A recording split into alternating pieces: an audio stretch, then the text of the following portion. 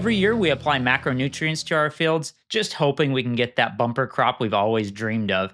But come end of season after harvest, it seems like the only one that knows whether we were efficient or not was our PCA. And of course, they're just telling us put more nutrients down. Well, did you know that John Deere's Operations Center might actually have a tool that can help with this? And it's called nutrient analysis.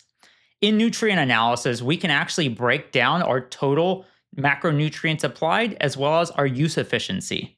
Let's take a look. In Operations Center, we're going to go ahead and open up our map layer, and then we'll go ahead and select fields on the left-hand side next to equipment. We can either go ahead and select a field on the left-hand side, or we can select one from the map.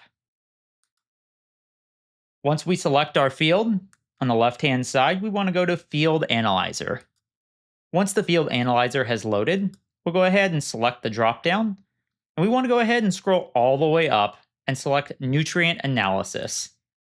And on here, we will have every year that's available and every macronutrient that's available, whether it's N, P, or K.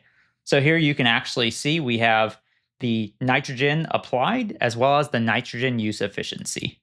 This is just another tool to help keep your operation in the money.